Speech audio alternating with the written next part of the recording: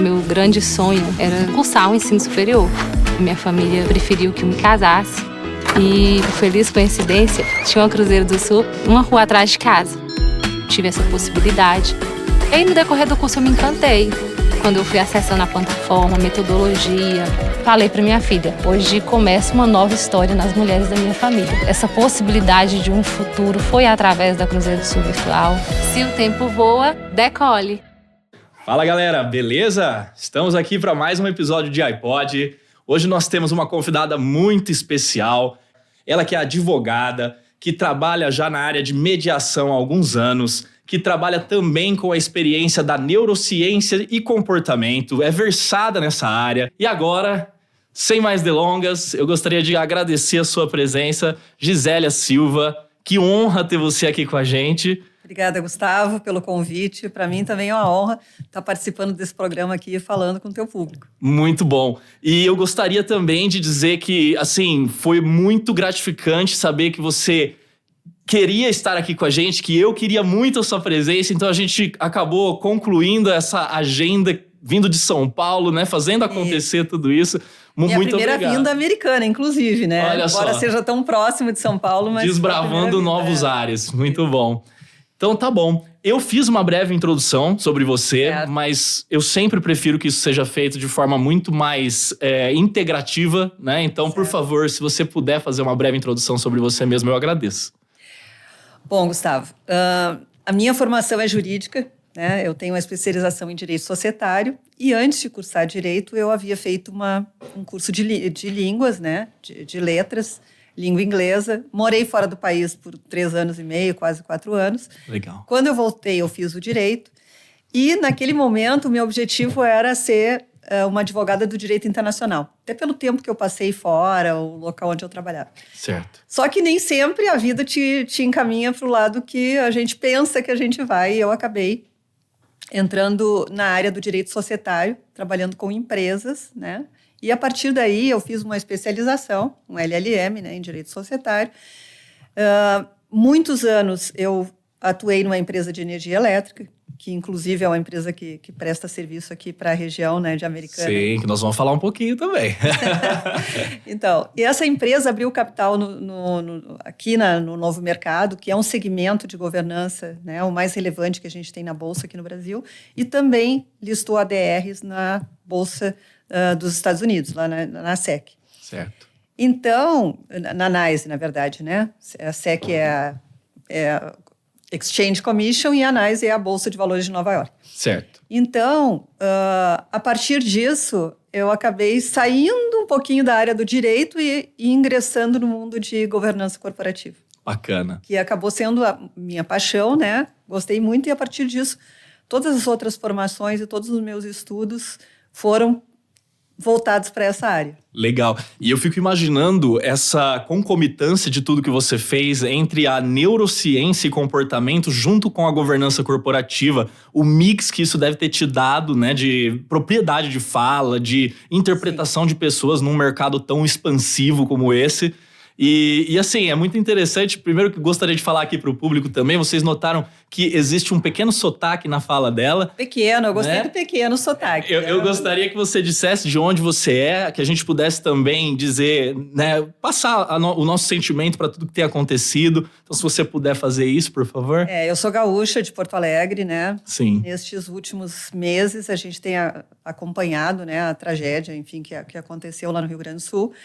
E por mais que eu não esteja lá, né, o vínculo dói muito a gente ver o que está acontecendo lá, porque atingiu 80% do estado do Rio Grande do Sul. Sim. Muita gente atingida, uma tragédia muito grande, né? Sim. E isso, por incrível que pareça, né, mas isso não está tão desconectado do nosso assunto aqui. Sim, perfeito. Por quê? Porque o nosso assunto é como que as decisões são tomadas. Perfeito. E a gente pode, inclusive, já puxar por aí. Eu quis trazer esse tópico como uma primeira fala, porque é de extrema importância que a gente continue ajudando, que a gente continue consciente das nossas necessidades enquanto responsabilidade coletiva.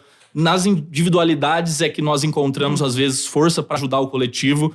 Então, assim, veja o que você pode fazer, veja aonde vai o alcance da tua possibilidade e faça o que puder. E, assim, eu sei que é um assunto talvez um pouco pesado para você, desculpa tocar nisso logo de começo, assim, mas a minha ideia era realmente criar essa consciência. Mas vamos voltar para o que interessa.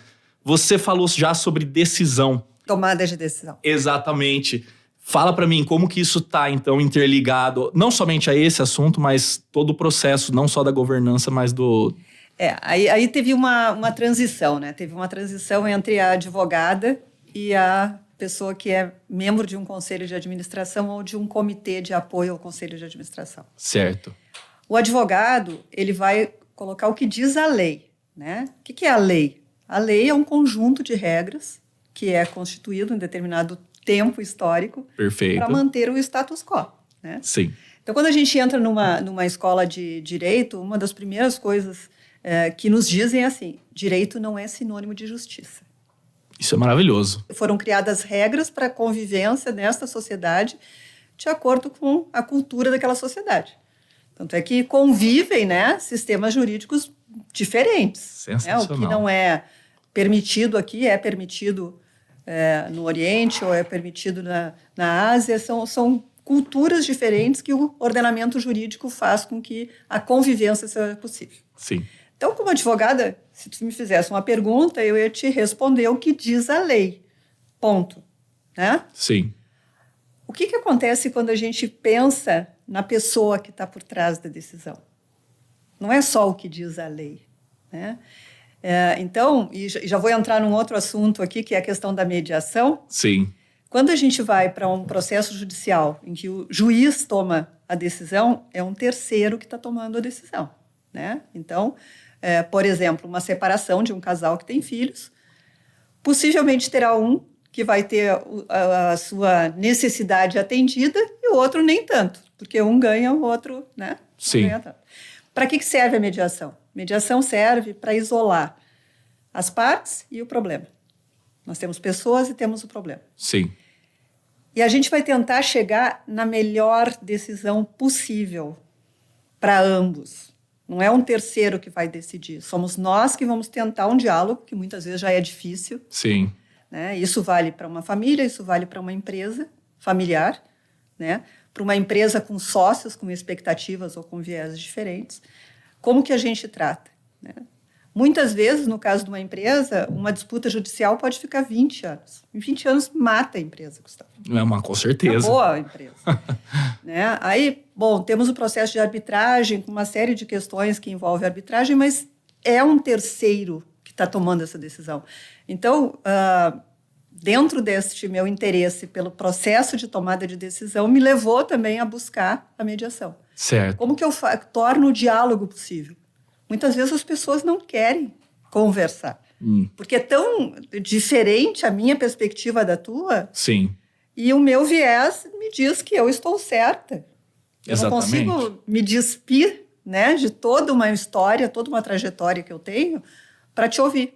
Sim. Eu estou te escutando. Na verdade, não estou te escutando, eu estou te ouvindo e esperando que tu termine de falar para eu tentar te convencer que eu estou certa. Exato. Assim, vou trazer alguns adendos aqui.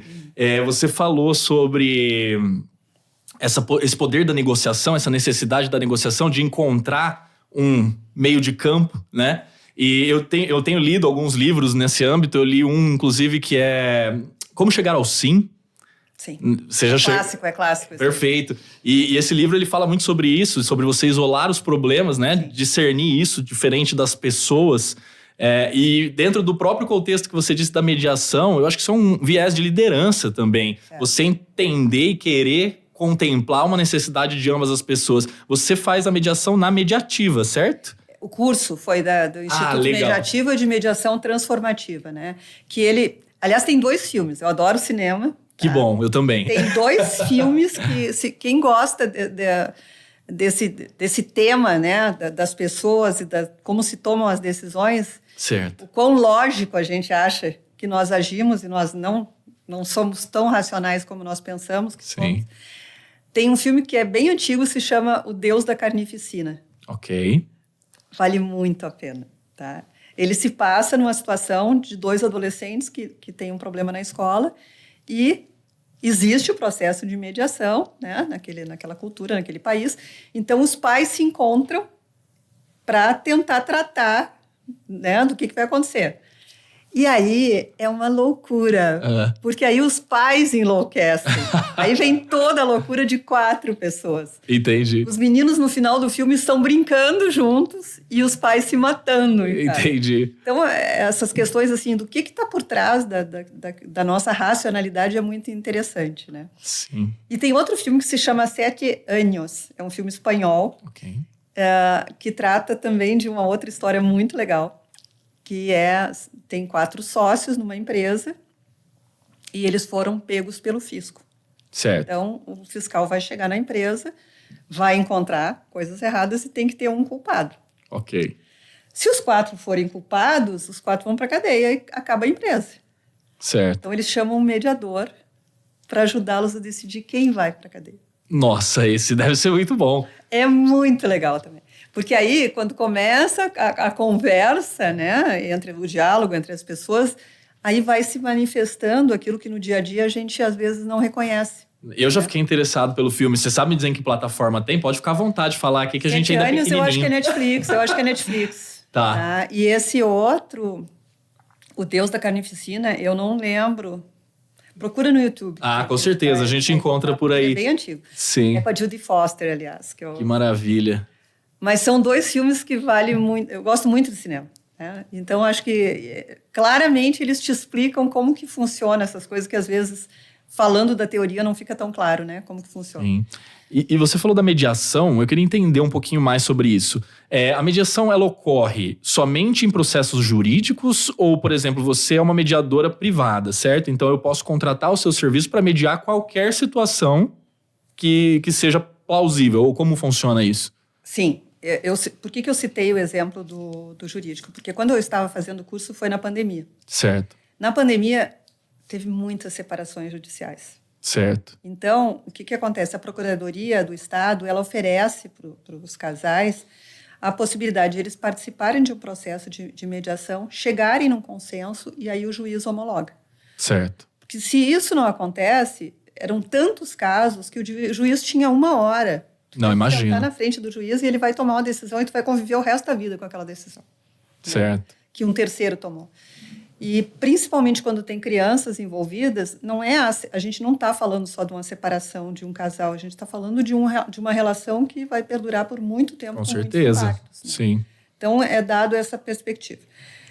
Quando a gente vem para as empresas, é quando acontece, por exemplo, uma divergência entre sócios, que podem ser acionistas diferentes, com diferentes perspectivas, que chegaram num ponto em que um tem um entendimento, o outro tem o outro, ou uma família, né? Certo. Que cresceu e que aí tem uma divergência lá, ou alguém, uma coisa que é possível de acontecer na família, né? Sim. Eu tenho sociedade, meus irmãos lá, e o meu irmão decidiu que os filhos dele vão estudar nos Estados Unidos, que ele vai embora para acompanhar os filhos e ele vai vender a parte dele. Certo. Então, eu acordo um dia com alguém me dizendo, olha, a partir de agora tu vai ter um terceiro sócio. Como que eu trato isso, né? Uhum. Enfim, teria N exemplos aqui para te dar. Né? Ou por que eu vou ser indicada pelo meu pai para ser o presidente da empresa e não você? Para ficar claro, aquela questão do terreno da avó, funciona aqui também ou não? O terreno da avó volta-se 40 anos depois. Entendi. Porque né, a gente sabe que isso é uma das coisas mais recorrentes aí. Não, assim, às vezes a gente falando pode parecer caricato, mas até a disputa de brinquedo aparece muitas vezes. Verdade. Mas bom, dá pra Você sempre compreender. tinha o melhor, você sempre era, né? Por que isso? Porque nós somos seres humanos. Sim. E aí uma coisa que eu acho muito legal, né? Não sei se o pessoal aqui vai achar legal, mas, Sim. Por exemplo, o nosso cérebro, ele pesa de 1 a 2% do total do peso do nosso corpo. Legal. Só que ele consome de 20 a 25% de energia. Que legal. Então, nós, seres humanos, mamíferos, com cérebros reptilianos, nós somos seres que procuram gastar menos energia. Né? Então, tem um livro que é famoso, aquele Rápido e Devagar, que fala do sistema A, que é uma decisão que eu tomo sem pensar, automaticamente. Sim. 2 mais 2 igual a 4. Dirigir. Né? Sim, perfeito. E aquela decisão que eu preciso usar mais a energia do meu cérebro para chegar. Só que como nós somos animais, nós sempre vamos para mais rápida. Sim. Isso é uma condição humana. E às vezes a gente tem, né? Aí vai outro filme, cult movie, esse aí é maravilhoso. Vamos lá. Que chama 11 Homens e uma Sentença. Ok. Já ouviu falar desse filme? Não, quase me veio 11 Homens e um Segredo, mas uma sentença. Não me veio. Nossa, é um filme de 1960 e poucos, depois ele foi refilmado em 1980 e pouco, tem peça de teatro com ele. Que legal. E ele era com Henry Ford. Então, você imagina, nos Estados Unidos, como é que funciona, né, o sistema jurídico lá? Num tribunal do júri, a decisão tem que ser por unanimidade. Certo. Então, neste filme, tinha uma pessoa acusada, né, de um crime, 11 homens sentam numa sala e eles só podem sair daquela sala quando eles tiverem chegado a uma decisão. E isso conversa com o conselho de administração, por quê? Porque um conselho de administração é um órgão colegiado. Sim. Né? Diferente da diretoria, que cada diretor tem a sua responsabilidade individual num setor. O conselho não, é um colegiado. E nesse filme, cada um deles tem os seus vieses, os seus interesses e querendo terminar aquela sessão e ir embora para fazer seus afazeres. Cada um tem algum. Certo. E um deles, apenas um, não levanta a mão para confirmar a sentença de morte. E aí gera todo o impacto do filme. E isso eu posso trazer para qualquer situação. Né? Sim. Se tu estás com teus amigos, seja num bar no final do dia, conversando sobre uma coisa, sustentar uma posição divergente perante um grupo não é uma coisa fácil. Não é. Nossa, eu tô explodindo de ideias aqui na minha cabeça, porque eu amo tudo isso que você tá falando. Por exemplo, a questão do cérebro, né? A gente tem todo um desenvolvimento humano, a nossa evolução fez com que a gente regredisse em alguns órgãos para que a gente pudesse dispor de mais energia para o cérebro. Sim. O nosso cérebro é, de fato, muito preguiçoso. A gente vai criar aqueles pequenos caminhos É a chamada zona de conforto. Exato. E não é confortável, né? E não é à toa. Exato. É porque é um órgão do nosso corpo que funciona assim e tem esse funcionamento. Maravilhoso. Eu tô, assim, adorando isso aqui. Inclusive, que bom que a gente tá gravando, porque agora eu vou pegar os filmes um por um. E depois não, eu vou esses assistir. filmes, assim, eu super indico, assim. Porque ele mostra aquilo que pra gente nem sempre é tão óbvio, sabe? A gente acha assim, eu vou... Caso de conselheiro de administração, por exemplo. Certo.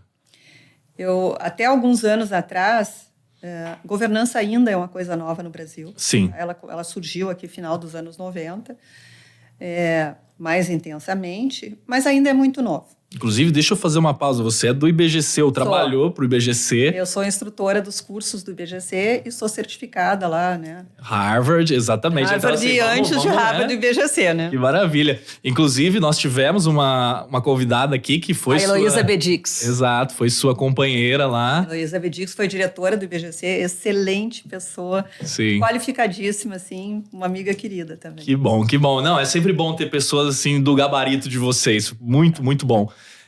Você falando de filme, falando de tudo isso, me trouxe alguns gatilhos também com relação ao viés cognitivo, né? Você falou já algumas vezes sobre vieses, eu queria que você entrasse um pouquinho mais fundo nisso.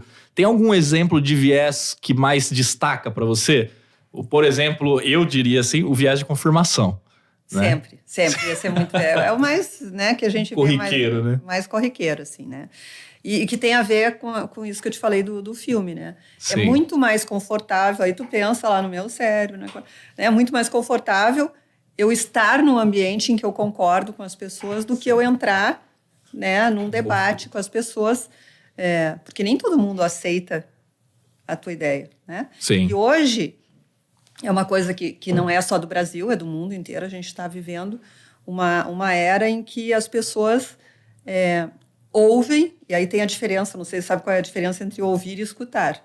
Certo. Né? Eu posso te ouvir, mas entra por um ouvido pelo esquerdo e sai pelo direito. Sim. Para eu te escutar, eu tenho que estar atenta àquilo que tu está dizendo, pensando, né? O que da tua fala tem a ver com a minha, o que não, para eu poder trazer alguma coisa. Hoje a gente vê muito mais pessoas ouvindo, tolerando ouvir, para poder já falar novamente e confirmar aquilo que elas pensam. Exato. Né? Então, eu quero confirmar. Por isso que o mundo está muito polarizado. Sim. Porque as pessoas não têm... E aí, Gustavo, entra milhares de coisas. Aí entra a facilidade da internet. Eu vou buscar uma informação na internet. A gente já não sabe mais o que é verdade e o que não é verdade. Exato. É tudo verossímil, né, cara? Você olha... É tudo rápido, é consumo rápido. Eu quero saber sobre um assunto, eu entro no Google. Sim. Né? Ou então, alguém me manda uma notícia, sabe? E aí eu já passo. Eu acho que tu te interessa por aquele assunto, eu já passo aquela notícia sem me preocupar se aquilo é verdadeiro ou não, qual é a fonte daquilo. Perfeito. Então, essas coisas todas, assim, elas não acontecem por acaso, né? Sim. Então, vou falar do viés, por exemplo. Conselho de administração, até alguns poucos anos atrás, era assim. Pessoas bem-sucedidas na sua carreira profissional, com um currículo excelente. Então, agora elas já aprenderam tudo. Uhum. Elas vão sentar lá e vão aconselhar os diretores. Legal. Né? Porque ela já sabe tudo. Ela já fez, né? Certo. E aí vem a neurociência de novo. E aí ela te diz assim, ó, existe uma coisa chamada neuroplasticidade. Certo. Eu estou sempre aprendendo. Os meus neurônios fazem sinapses a vida inteira. Eu posso estar com 100 anos e eu posso mudar a minha opinião, mudar o meu interesse através desse processo. Muito legal.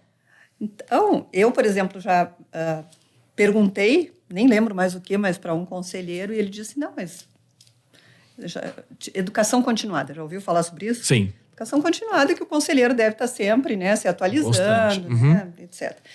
E o conselheiro disse, não, mas eu não preciso disso, eu já tenho uma experiência suficiente para eu estar aqui. Entendi. Né? Isso já é um viés, de que ele sabe tudo. Sim. Né? E está confortável com isso. Está confortável com isso. Então, ele não está deixando um espaço para dúvida. Se a gente pegar, por exemplo, escândalos... Vamos pegar Brumadinho, já que tu falasse no Sul, vamos pegar Brumadinho. Sim. Uhum. Brumadinho, quem lê o relatório que foi feito por uma comissão especial lá, contratada pela Vale, tem N indícios. Quando a gente lê o relatório, tudo parece tão óbvio, né? Entendi. Mas como que aqui está tão óbvio nesse relatório e as pessoas estavam lá dentro e as pessoas não viram isso? Certo. Se eu te disser assim, ó, Gustavo, eu vou construir um refeitório onde as pessoas comem todo dia e atrás do refeitório tem uma barragem que, se um dia essa barragem estourar, ela vai soterrar o refeitório. Vai te parecer plausível? Claro que não. Agora, né? É agora, não, exatamente. Brumadinho. Eu acho que isso entra muito também na questão, por exemplo, de favela, de morro. Acaba acontecendo em algumas situações devido à ausência, né, não só de fiscalização, mas também de necessidade em alguns momentos, né? E isso é outra coisa importante que tu falaste. Fiscalização, quando eu falo em fiscalização, eu estou dizendo que é um terceiro que tem que fazer alguma coisa que não fez. Exato. Eu não estou me colocando dentro do problema. E qual é a minha contribuição? Sim. Né? Uhum. Então, quando a gente vai para uma sala de conselho, eu tenho um conhecimento, o outro tem um outro conhecimento. E se nós não compartilharmos isso, vai ser mais do mesmo. Ou seja, se eu tenho uma diretoria que é super bem preparada, que é competente, né? Uhum. E essa, do meu ponto de vista, é a principal decisão que um conselheiro de administração toma. Quem ele vai colocar para direcionar aquela empresa? Certo. Se ele colocar uma pessoa absolutamente ambiciosa, se ele propuser um plano, né, um plano de metas super arrojado, é a cenourinha na frente do burro, né? Sim. Né? Da economia, a cenourinha na frente do burro. O burro vai atrás da cenoura. Ele nem olha para o lado. Então, essa causa e efeito, né, o que tem, tudo isso a gente tenta entender. Assim. Então, eu não preciso hoje, num conselho de administração, somente pessoas que tiveram uma super carreira bem-sucedida, lá que tem 50, 60 anos. Certo. Porque um jovem agrega. Sim, com certeza. Eu acho que essa multiplicidade de gerações é sempre benéfica pra gente. Sim. Porque a mulher agrega. Muito. A mulher... Sim. Não, muito fala com uma convicção. Sim, mas com certeza. Porque... Pois é, mas às vezes quando a gente é mulher e quando a gente senta numa sala de conselho, para nós, os vieses que não são tão conscientes das pessoas, eles são evidentes e as pessoas não se dão conta. Sim, com certeza. Né, essa sensação, às vezes, de incapacidade, que foi permeada através da sociedade por anos e anos de constatação. Eu entendo o que você está falando. Mas assim, na minha concepção, é tão fácil hoje, obviamente, com 30 anos de idade, 32, e não é assim uma longevidade tão grande, mas assim, tenho 16 anos aí de experiência o corporativismo hoje tá difícil. Mas assim, eu consigo visualizar o que você tá falando dentro desse contexto da necessidade da multiplicidade de pessoas, né? Então, por exemplo, olha como é interessante. Eu não gosto das siglas, tá? Às vezes criam siglas e diz, agora é ESG, todo mundo falando em ESG. Sim. Gente, ESG é uma sigla. Sempre foi. Quando que não foi importante, dentro de um ambiente empresarial ou do Estado, eu me preocupar com pessoas, eu me preocupar com decisão, eu me preocupar com o ambiente. O ambiente é a minha matéria-prima, o quanto que eu estou impactando, o quanto que eu vou ter essa matéria-prima, não vou ter, sim, entendeu? Sim. Então, assim, não é novo. Não. O que ganhou foi relevância, né? Isso. Ganhou relevância por quê? Mercado, e porque já começou a aparecer consequências que a gente não estava, né, preparado para ver. Mas posso falar a verdade? Eu acredito ainda que é mais o mercado. Sabe por quê? Porque as consequências apareceram, mas a gente ainda vê uma quantidade absurda de pessoas isentando a responsabilidade, inclusive de outros, né? Como você acabou de mencionar, a gente não tem órgão fiscalizador, a gente não tem órgão público suficiente para criar políticas públicas também que auxiliem esse tipo de atividade. Muito complicado isso. E às vezes quando a gente fala assim... Por que eu te falei que eu sou contra siglas? Certo. Se tu lembrar, 2008, 2005... A partir de 2002 até 2008, os Estados Unidos teve aqueles escândalos financeiros que custaram muito para a população norte-americana, né? Certo. Os bancos americanos, o governo botou dinheiro nos bancos. Sim. Isso custou para todo mundo. Com certeza. Ali começou a se falar de GRC. GRC, essa eu desconheço. GRC era governança, risco e compliance. Chegou. Tá era bom. GRC. Entendi. Porque deu um monte de escândalo financeiro. Entendi. Tá? Aí depois o que aconteceu? Tá? Não que ainda não dê, continua dando, né? Sim, financeiro. Estamos vendo, mas aí né? aí se cria todo um ecossistema ali de pessoas que trabalham com o tal do GRC, e todo mundo fala em GRC, sim, cria relatório, cria um monte de coisa, e aí vem regulação, etc. Né? Como reação do escândalo. Aí o que aconteceu depois? Começaram a acontecer fenômenos naturais, a própria pandemia. Nunca. Qual é a empresa no mundo que tinha, dentro do seu mapa de risco, uma pandemia? Não. Assim, isso é meio incrível, na verdade, né? Porque se você olhar a história recente da humanidade, nós tivemos crises semelhantes e a gente foi pego tão de surpresa que entra quase no contexto de Brumadinho que você colocou, que é assim, agora tava tão óbvio, né? Mas não. E assim, tava tão óbvio que tinham relatórios de cientistas, né? A gente tinha relatório de cientista. Só que isso não dava muito ibope, assim, né? Então teve que acontecer e aí a gente não estava no mapa de risco. Assim como hoje, dando uma aula lá no IBGC, o que eu disse para eles, assim, a tragédia que está acontecendo no Rio Grande do Sul, e está todo mundo agora falando da tragédia, não sei o quê, eu disse assim, bom, se tu é uma empresa no Rio de Janeiro, qual é a tragédia com a qual tu está convivendo? Certo. A violência no Rio de Janeiro é uma tragédia. Com certeza, recorrente. E todo mundo convive, até que um dia vai acontecer um evento, entendeu? Sim. Que pode ser um massacre. Um evento extremo. E aí todo mundo vai dizer, agora a enchente exato. do Rio Grande do Sul. Né? Então, perfeito, sim. Então, eu acho que é esse pensamento assim, que vai além da decisão rápida. Volta para o cérebro, a decisão rápida. Né? Uhum. E aí eu divergi, mas eu queria voltar para a mulher lá. Sim. Mulher, a gente tem mulheres que ocupam cargo de CEO, presidente de empresa, no Brasil não é mais que 6%, certo? Sim. E agora a gente quer promover a diversidade, quer promover as mulheres. Por quê? Porque muitas faculdades têm mais mulheres do que homens. Sim. Porque a participação das mulheres no PIB ela é significativa. Com certeza. Né? Em diversas áreas. Então, não é porque agora vamos dar um espaço para as mulheres. Não, as mulheres têm que ocupar esse espaço porque elas representam isso na economia. Sim, exatamente. Quantas mulheres são chefe de família, uma série de coisas. Uhum.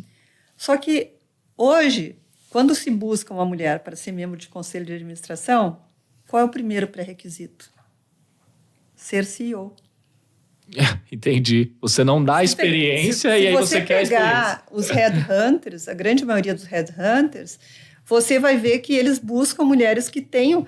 Volta lá, eu quero aquela experiência daquela pessoa que tomou uma decisão, porque o currículo dela é melhor do que essa capacidade que ela tem de influenciar, de ser influenciada, né? Sim. Por isso que quando a gente olha, né, um escopo maior, Sim. e o que é a lei, o que é a regulação, o que está por trás disso, o que é diversidade, né? Será que eu preciso 5 PhDs numa sala? 5 CEOs numa sala? Eu diria que 5 pessoas com uma boa interpretação de texto já seria muito bom. Pois é. Porque hoje em dia, convenhamos, né? E assim, do ponto de vista do que você acabou de dizer, a gente teve uma convidada aqui que ela teve uma situação específica que ela comentou sobre a gravidez dela, né? Uma empresa do Sul acabou não aceitando a disponibilidade dela. E depois ela foi contratada agora como CSO, né, de uma empresa aqui. E eu fico pensando o que essa outra empresa perdeu. Porque a pessoa tem uma propriedade absurda no que ela tá fazendo. Ela tá, assim, em evidência em todos os mercados. Tá no LinkedIn de forma muito efetiva. E a gente fica ainda construindo esse tipo de bloqueio baseado em burocracia. Porque para mim... É mais do que burocracia, né? Porque... é a cultura que está por trás disso. Sim. Primeiro que a nossa cultura, quem é responsável pela criança é a mulher, não é o pai. Exatamente. Então, quem vai ficar em casa os 6 meses é a mulher. Sim. O pai continua trabalhando normalmente e a prioridade dele é o trabalho, o sustento da família. E a mulher... Entende? Então, tem todas essas questões culturais aí que estão por trás disso. E que se a gente não fizer uma análise mais aprofundada, tu não contrata mesmo a mulher. Eu entendo isso, até porque você tem também a premissa de que a mulher engravida, ela tem a necessidade de 9 meses e tudo mais, né? E assim, obviamente que não são 9 meses fora da empresa nem nada, mas assim, isso é um processo comum. Então deveria estar pressuposto dentro de qualquer empresa, sabe? É complicado. E hoje ou ontem, eu postei algo sobre o opressor. Ele é mais forte quando ele tem oprimidos que o defendem, né? E eu sinto que nesse quesito, muitas vezes, infelizmente, as mulheres, não na totalidade, mas uma parcela dela, defende essa questão da mulher. Mas a mulher tá grávida, como que vai contratar? Sabe? Eu já ouvi isso de pessoas próximas, sabe? Não, eu já ouvi de uma diretora de RH, tá? Dizendo assim, as mulheres com 40 anos, 40 e poucos anos, elas optam por deixar os seus empregos. Com quem que ela tá falando, ela não tem opção, tu entendeu? Uhum. Porque assim, tem ou aquilo, né? Se eu quero educar os meus filhos, se eu não quero terceirizar a educação do meu filho para babá, para TV, né? Isso causa delinquência e depois eu tenho um problema social com a delinquência. Certo? Exatamente. Eu não tenho a formação. Uhum. Não, mas tu tem que optar. Sim. Né? Ou tu vai ser contratada e tu vai usar o modelo masculino, que tu não vai faltar no trabalho, a tua prioridade é o trabalho. Sim. Mimimi, participar de uma reunião de escola. Certo. Mimimi, não tem tempo para isso. É. Então, essa compreensão como um todo, tu só vai chegar nela se tu sair daquela forma mais fácil, né, de tomar decisão, né, que é assim, é produtividade aqui, é resultado no final do mês, quanto que tu... O que é a produtividade? Entendi. Sabe, assim, uma coisa que eu trabalhei mais de 20 anos dentro de empresa, e acho que todo mundo que trabalhou bastante tempo dentro de empresa viu que muitas vezes tem pessoas que não são produtivas, mas estão sempre lá, né? Sim. Quem não é visto não é lembrado. Quem não é visto não é lembrado, imagina. Mas só quer viver disso. Então, assim, se tu vai sair mais cedo, tu não é bom empregado, tu tem que ficar lá, alguém tem que te ver lá. Tu pode estar jogando jogo de carta. Exato. No remoto, então, isso aí virou uma loucura. Isso. Então, tem essas questões, assim, que se a gente não se debruçar sobre elas e olhar como que isso funciona, a gente vai ter os resultados e depois vai olhar como aconteceu. Então, a questão da mulher, eu acho que, assim, precisa, né, aquela coisa também que volta lá para a filosofia, né? Igualdade é tratar de forma desigual os desiguais. Não é tratar todo mundo igual. Perfeito. Então, uma coisa simples, ter creche dentro de uma planta, de uma empresa, facilita muito. Com certeza. Né? E assim, às vezes isso é visto com maus olhos, porque a pessoa fala... Paternalismo. Estão criando exatamente um contexto para que a pessoa conviva ali na empresa. Daqui a pouco você faz ali um puxadinho para a galera morar ali também. É lógico, tem todo um contexto que já foi desconstruído no passado e que hoje, teoricamente, não funcionaria, até porque hoje, com acesso remoto de praticamente tudo, fica muito inviável que você mantenha uma política dessa forma. Mas você falando, assim, é engraçado porque a gente começa a remeter ao próprio trabalho, né? Você começa a pensar naquela pessoa que você fala, nossa, cara, qual é a necessidade? Por exemplo, eu trabalho com um time inteiramente internacional. O que eu vou fazer na empresa? Eu imagino que tu estejas numa zona mais de conforto Com pós-pandemia. Então, Pós-pandemia. Eu especificamente não, porque eu venho do home office já há muito tempo. Mas já é uma outra geração. Sim, mas assim, você está totalmente correta na sua suposição de ter sido posterior à pandemia, porque, lógico, tudo foi reestruturado para a pandemia, né? Para as pessoas estarem em casa trabalhando. Inclusive rede, né? Foi muito, muito complexo. Então, até aquela coisa do tem que estar aqui mesmo que esteja, né? Isso me chamou muita atenção, sabe? Quando eu mudei para São Paulo. Porque todo mundo falava assim, mas o paulista trabalha muito. Assim, eu achei assim que nós, gaúchos, não é uma questão de bairrismo aqui ou não, mas assim, quando eu cheguei aqui eu não vi diferença, é todo mundo igual. Entendi. Entendeu? Sim. Mas às vezes pode parecer assim, não, às vezes tu pode ficar, e eu ficava, não tô falando de ninguém, tô falando de mim mesmo. Sim. Eu ficava mais tempo lá porque tinha o trânsito. Então, às vezes, eu ficava mais tempo no escritório. Não é que eu estava trabalhando no escritório, eu estava fazendo as mesmas coisas, mas eu não saía por causa do trânsito. Sim, faz todo sentido. Então, às vezes, tem coisas que tu olha e tu crias, né, um cenário, um recorte, que não é o recorte do todo. Exato. E aí se cria, e eu acho que isso um pouco acontece com a mulher. Se a mulher tiver que sair no horário do expediente porque ela vai levar o filho ao médico, ou porque o filho está com febre, ou porque ela não dormiu, isso vai prejudicar a empresa. Sim. Mas eu não estou olhando o quanto que a nossa sociedade é impactada por crianças sem pai, né? Sem mãe. Exatamente, sem nome, né? Crianças que muitas vezes são criadas pela babá que bota na frente da televisão e a criança fica lá, Teletubbies, como eu digo, né? Exato. Eu acho que você ter a responsabilidade de criar um ser humano, ela tinha que ser muito consciente, né? Obviamente que a gente está falando de uma população de 200 milhões e mais habitantes que muito, muito dificulta a nossa possibilidade de educar essa massa toda. Mas, assim, esse tipo de pensamento crítico, esses vieses cognitivos que a gente tem e que a gente tem que tentar, porque a gente não consegue, majoritariamente a gente não consegue, mas a gente tem que tentar identificar, né? Viés de âncora, minha opinião, ela tá realmente pautada em alguma coisa cientificamente comprovada ou algo que pode ser palpável, né? Isso. Ou eu tô acreditando nisso. Volta pra gente agora na questão da mulher ainda, mas falando desses vieses cognitivos, porque existem, talvez para a população como um todo, vieses cognitivos muito pautados nessa relação homem e mulher. Porque assim, a questão é, eu enquanto homem, enquanto uma pessoa que foi criada dentro de uma sociedade mais masculina, né, eu tenho vieses que confirmam algumas coisas, por exemplo, de que uma mulher não deveria trabalhar, por exemplo, com serviço braçal, certo? O que já foi desmistificado. Eu né? visitei a Índia nos anos 90. Certo. E eu vi diversas mulheres na construção civil. Exato. Isso aí que eu queria chegar. Vamos lá. 90. Sim. Porque elas não têm alternativa. Elas têm que trabalhar, elas precisam de emprego. Onde tem emprego, elas vão. Sim. Né?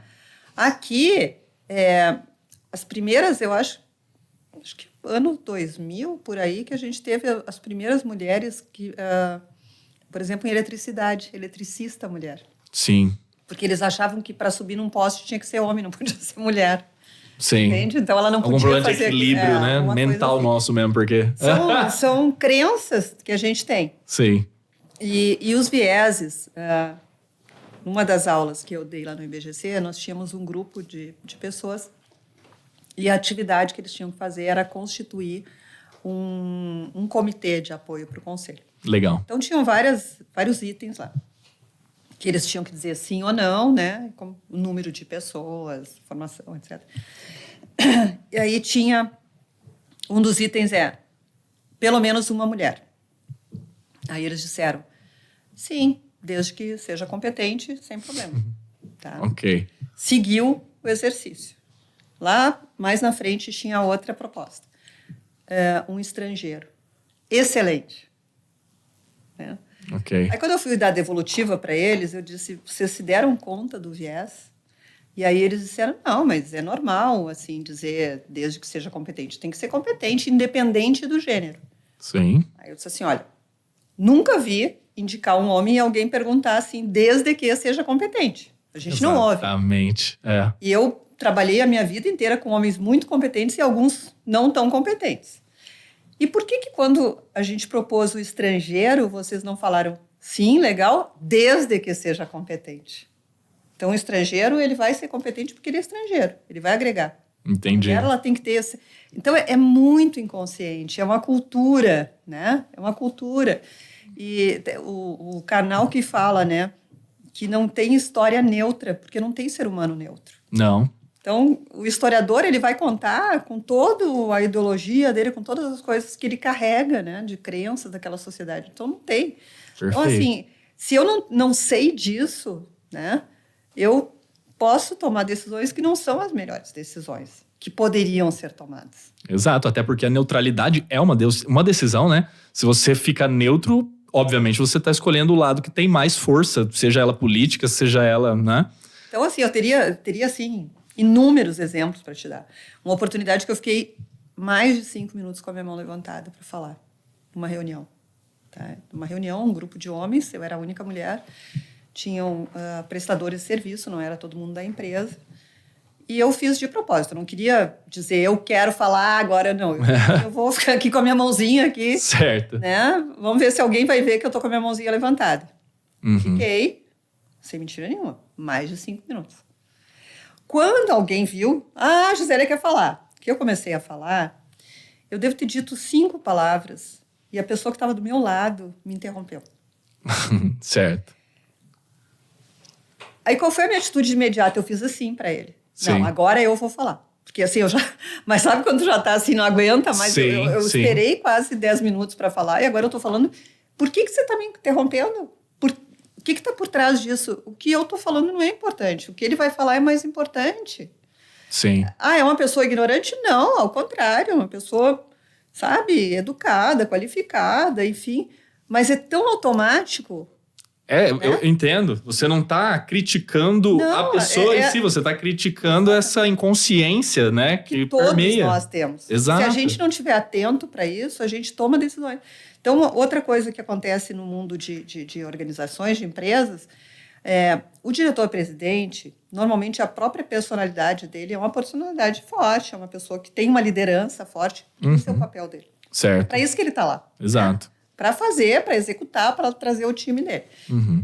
Se eu coloco essa pessoa dentro de um time de conselheiros que não tem uma postura de ouvir, de não sei o quê, a influência dele é tão grande que todo mundo vai aprovar. Exato. Ninguém vai questionar. Exato. Entende? E aí é interessante, porque se você colocar muitas pessoas também com a personalidade dele, vai ser complicado, porque você vai ter que gerir um conflito absurdo ali dentro também, né? E também então, o quanto a pessoa está preparada para alguém discordar. Exato. Porque o discordar, às vezes, não é discordância, é dúvida. Sim, com certeza. Ah, mas e isso? E alguém é infalível? Não. Por mais que uma empresa tenha trabalhado 6 meses, 1 ano em cima de uma proposta, pode ter alguma coisa que escapou. Para isso que serve um outro órgão. Exato. Né? Senão a gente tem 2 diretorias concorrendo uma com a outra, não adianta nada. Se todo mundo quiser fazer, Sim. Gente batendo cabeça com gente. Então, assim, o que eu digo assim, ó, se tu pensar num ambiente de empresa, se tu pegar a diretoria, é como se eu estivesse numa autoestrada, né? Os carros em alta velocidade. Estão andando em alta velocidade porque a empresa precisa sobreviver no dia a dia, uma série de coisas. Se eu tiver um conselho que quer mandar ou que quer disputar, eu tenho um carrinho correndo atrás. Sim. O que eu preciso é um helicóptero. É um cara que vai entender que esse aqui tem muita influência em volta dele e que eles têm que olhar mais adiante. É uma visão holística do negócio, sim, com certeza. Como que eu consigo isso se a própria pessoa não se não consegue ter essa visão maior. Né? Então, por isso que eu sou apaixonada por essas coisas que eu te falei, assim, entender como que se comporta, né? O ser humano, o que me deixa mais retraída. Eu preciso ter uma postura, e não vai ser o meu currículo vitae que vai dizer se eu vou discordar de ti ou não. Não, com certeza. Né? É outra coisa. É a tua personalidade, a tua construção social e de identidade. Meu posicionamento. Exatamente. Eu acho isso muito interessante também. Assim, eu sou um apaixonado por seres humanos, né? Sim. Então, antropologia me interessa muito. Gosto também de antropologia religiosa, né? Gosto de entender como as crenças se permearam dentro da sociedade.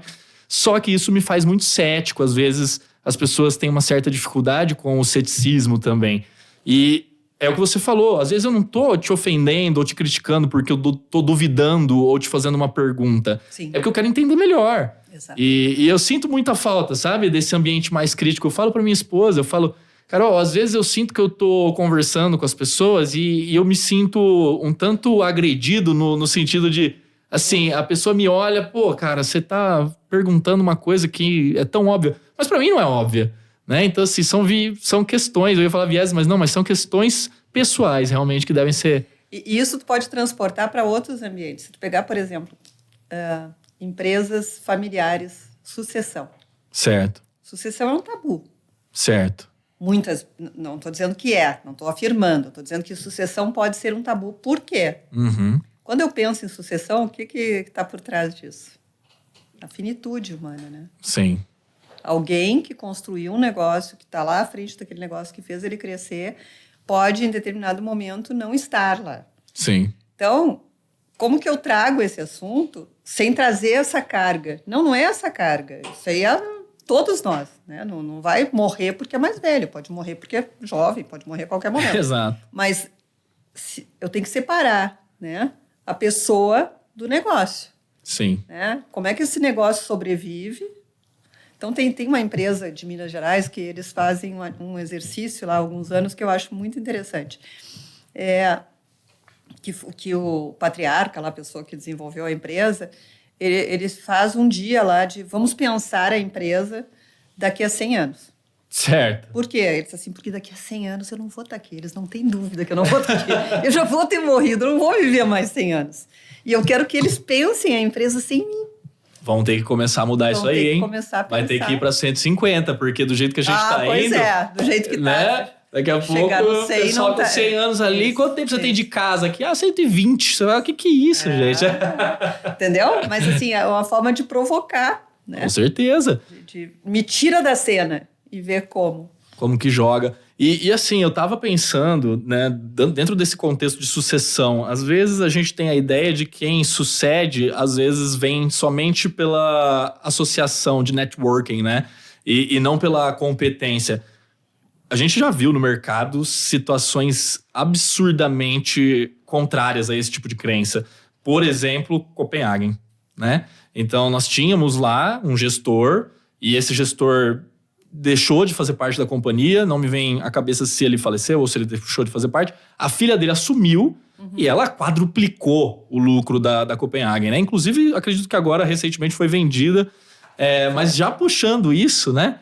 Você participou de um processo de facilitação do IPO da CPFL, né? Queria que você entrasse um pouquinho nisso também, porque a gente já falou da responsabilidade das mulheres, de como elas têm permeado todo esse mercado.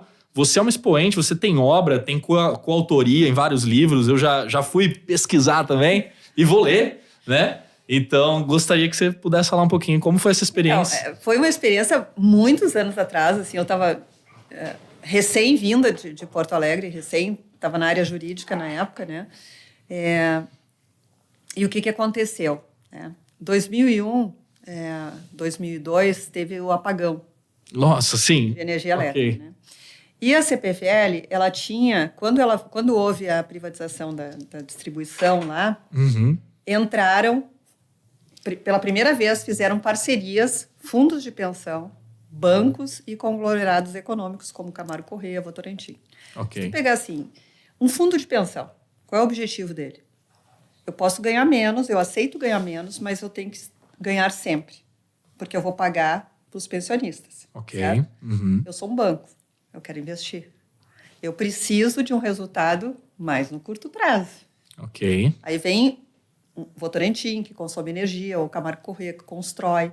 É outro objetivo. Eu quero ser parceiro dessa empresa na construção. Ou Cada acionista tinha um objetivo diferente e eles fizeram uma parceria na privatização. Certo. Obviamente que ninguém imaginava que ia acontecer o apagão. É. Né? Então, a empresa assinou uma série de contratos, né, com a agência de regulação para aquisição e construção de PCHs, tudo com prazo. Ok. Porque precisava abrir o capital. Só que como é que tu abre o capital de uma empresa de energia elétrica brasileira com um apagão? Fica difícil, né? Como é que o investidor vai olhar para isso e falar, como é que a gente faz? Então esse processo, ele teve um atraso de 2 anos, talvez 3 anos, e ele era muito desafiador. Certo. Né? Porque a gente tinha resolvido o problema do apagão, mas tinha a questão da credibilidade. Se aconteceu isso agora, quem me diz que não vai acontecer de novo? Exatamente. E aí a companhia teve além disso, tá? Era ano de eleição nos Estados Unidos. Ok. Então, de janeiro a setembro era a janela de oportunidade, que é assim que chama, né, no jargão. Tinha uma janela de oportunidade em setembro. Se não fizesse o IPO em setembro, porque ia abrir o capital lá fora. E por que ia abrir o capital lá fora?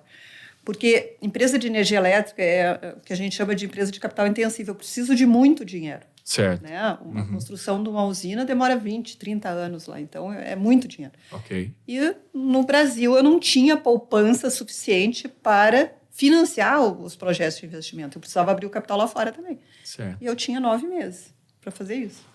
Né? Então, tinha, primeiro, esse desafio, eu preciso convencer as pessoas que essa empresa, que tem fundo de pensão, que tem construtor de hidrelétrica, que tem banco, é uma empresa séria. Certo. Né? E vender. E eles tinham que comprar. Então, foram 9 meses, assim, insanos. Brigando com o estereótipo. Mas assim, o que a companhia fez? A companhia destacou um grupo de pessoas e disse assim, vocês, a partir de hoje, só fazem isso. Vocês só tratam do IPO. Só isso. Certo. Tá? Então, aí da área jurídica, eu fui a pessoa que saiu da área jurídica para tocar isso. Ok. Junto com outras pessoas da área de geração, distribuição, comercial, enfim, cada área destacou uma pessoa. Então, esse time, em 9 meses, Gustavo, teve que fazer o prospecto, responder todas as perguntas dos bancos, responder as perguntas dos acionistas, porque eles iam também vender ações deles, entendeu? Entendi. Então, tu imagina que em 9 meses, assim, foi um aprendizado fantástico, assim, tu não aprende em um curso como que tu faz aquilo, né? E, claro, que tinha uma grande liderança na empresa, né, que conduziu isso e foi super bem sucedido, e a CPFL virou a potência que virou, né? Ela seria uma corporation, assim como a Embraer assim como outras empresas se tornaram, mas acabou sendo vendida para os chineses, então ela não é mais uma corporation. Mas ela seria uma empresa de capital aberto, modelo, para ser uma das primeiras corporations brasileiras. Nossa, que sensacional. Eu tô adorando isso aqui. E sinceramente, eu tô pensando aqui, você assinou algum NDA durante esse processo? Todos que participavam, sim, tinham que assinar. Porque senão já ia falar para você fazer um curso, já que nenhum curso ensina. Eu falei, agora o curso da Gisélia vai ensinar, gente. A gente quer aprender. Não, todos. Mas era assim, tu imagina que a gente trabalhava 12 horas por dia. Sim. Era uma coisa assim... Teve momentos que eu não tinha papel higiênico em casa. Eu tinha que levar um rolo de papel higiênico do emprego para casa, porque eu não tinha tido tempo de ir no escritório. Porque quando chega perto, tu entendeu? Todo mundo começa a ficar nervoso ali, aí a diretoria já saiu daqui, já está fazendo reunião no exterior, já está apresentando a empresa, e quem ficou lá na parte, né, operacional, ali fazendo a coisa, tem que mandar informação, tem que responder para os advogados. Aí é advogado do banco, é advogado da companhia, advogado do acionista, e tem que surgir informação para todo mundo. Então, aí a gente recebe aquela newsletter no nosso e-mail falando, IPO da empresa tal, com código tal, e você acha que tá tudo maravilhoso, que é facinho, que eles vão lá, né? Não é um absurdo esse processo, que legal. E em 9 meses. Eu não sei assim, se teve alguma outra empresa brasileira que teve um desafio tão grande de preparar. Claro que a empresa já... Não é que ela não estava... Ela já tinha uma boa estrutura. Certo. Mas o processo de preparação, no mínimo, assim, mínimo do mínimo, 12 meses. A gente fez em 9.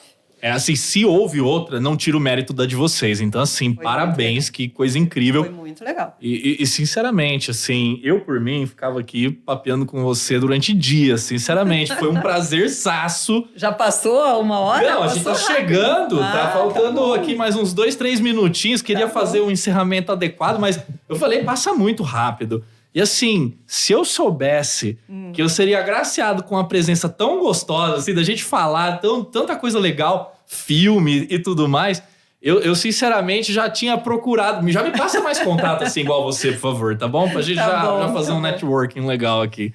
Mas assim, Gisélia, primeiro, muito obrigado por tudo que você disse aqui. Acho que a gente tocou pontos essenciais.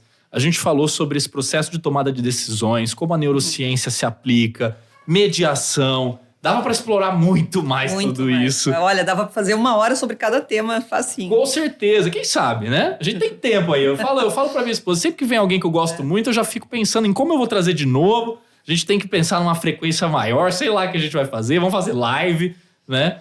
Mas muito obrigado por todo o conhecimento. Eu te agradeço, porque assim, tu deves ter percebido, eu tenho paixão por isso que eu faço, né? Eu acho que tem uma contribuição grande que a gente pode dar, né, dentro da sociedade. E, por exemplo, agora tem um programa lá no Rio Grande do Sul, eles estão pedindo pessoas que se voluntariem para ser conselheiros consultivos pro bono, para algumas empresas que vão ter que se reconstruir. Olha só que legal. Então, é um projeto que agora eu estou me engajando, porque eu acho que as mudanças somos nós que vamos fazer, né? Sim. Somos nós. Cada um de nós, dentro daquilo que faz, dentro daquilo que acredita, dos seus valores, é que vai construir, né? Aquela sociedade aí que a gente quer ver, né? Sensacional. Eu acho que essa mensagem ela já serviria até como encerramento, mas eu vou te dar a oportunidade de falar mais alguma coisa, no sentido de, assim, quais são suas palavras finais? De repente, alguma indicação, alguma proposta, qualquer coisa que realmente seja relevante para você ou que possa auxiliar outras pessoas a crescer na carreira, a entender melhor o mundo, a ganhar um pouco mais de cognição com relação à neurociência, tudo isso. Olha, Gustavo, para mim, assim, tem uma palavra que serve para qualquer pessoa, né, em qualquer idade. Tenha curiosidade. Tá? Sim. Tenha curiosidade. Vá além daquilo que você já sabe, ou vá além da sua zona de conforto. Escute, né? Tem que cuidar agora com o ouvido, escutar, escute o outro. A gente aprende sempre, desde que a gente esteja predisposto.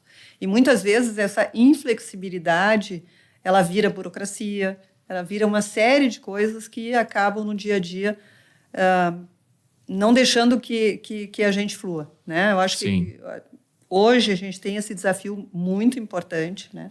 Estamos numa transição, essa questão de inteligência artificial, que é outro assunto. Inteligência artificial, Brasil, pessoas que têm uma qualidade de educação não tão boa internacionalmente, como que vai se conversar isso? Sim. Então, são muitos desafios. E que a gente não pode olhar e dizer assim, está muito longe, não vai chegar ou não vai me afetar. Sim. Né? Pode não afetar a mim, mas vai afetar o meu filho, vai afetar meu neto, vai afetar meu sobrinho, né? Alguém ali vai ser afetado. E é uma discussão que a gente, como sociedade, tem que fazer. Sim. Né? Muito obrigado. Isso foi perfeito. A gente falou de curiosidade ética. Gente, fiquem com essa aula. Muito obrigado pela presença de todos. Gisélia, novamente, obrigado por estar aqui. A gente vai encerrando o episódio de hoje. Mas, gente, curte, compartilha, comenta, interage com a gente. Pode mandar pergunta para mim, para a Gisélia. Ela é uma pessoa super receptiva. A gente está aqui e disposto a ajudar e auxiliar no crescimento de todo mundo. Então, vivam o sonho de vocês. Eu estou aqui vivendo o meu, conhecendo pessoas maravilhosas. Então é isso, gente. Muito obrigado. Até a semana que vem. E conta com a gente. I lead, you lead.